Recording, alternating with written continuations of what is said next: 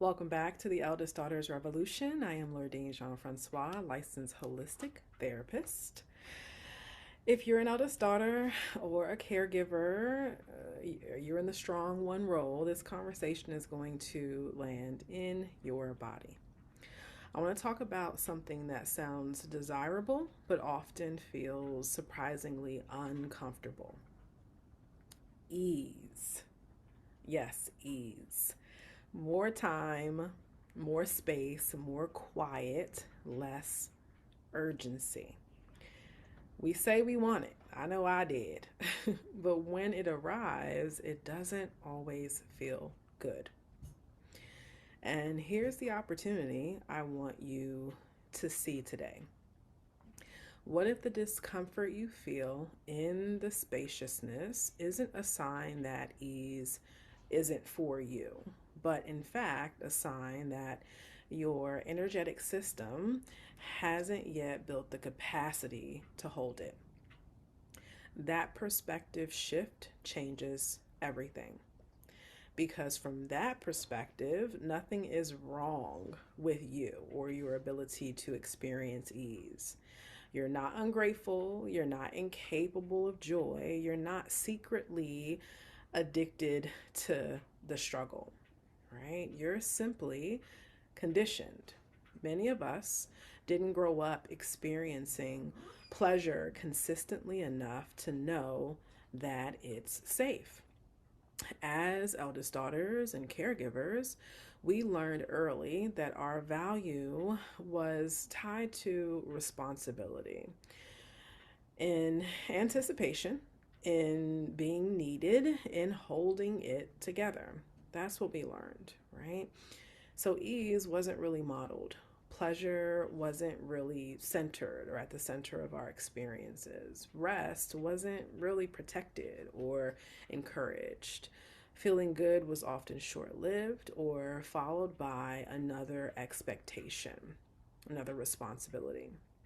So, when life does slow down, when the calendar opens up, when the business stabilizes, when the relationships feel secure, the body doesn't automatically exhale or relax. In fact, what it does is it scans, it wonders, what am I missing, right? What's about to happen? What needs me or who needs me to be specific, to be exact. I've experienced this personally in my life. There have been seasons where I finally had nothing pressing to do, right? Business was businessing, mom was good, wife was good, no crisis, no deadlines, no one actively pulling on me or needing anything from me. And instead of relaxing, guess what? I felt anxious. There was this subtle restlessness in my body, a low hum, if you will, a low hum of like, do something, right? An impulse to fill the space. And I had to sit with that, honestly. I really had to tune in and connect and get some understanding of what was going on there for me. The anxiety I was feeling wasn't about my life, right? It was a reflection of my conditioning, right? How I had learned to be. So my nervous system had learned that being busy meant, here's the thing, being safe, right? Spaciousness felt unfamiliar, and unfamiliar felt unsafe. That realization, when I tell you, it was so very powerful because it showed me that ease isn't just about external circumstances, it's about energetic capacity. Energetic capacity.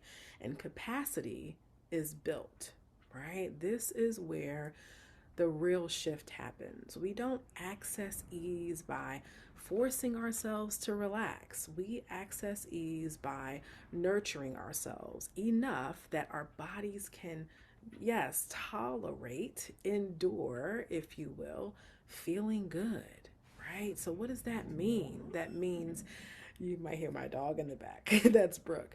That means tending to our nervous system, right?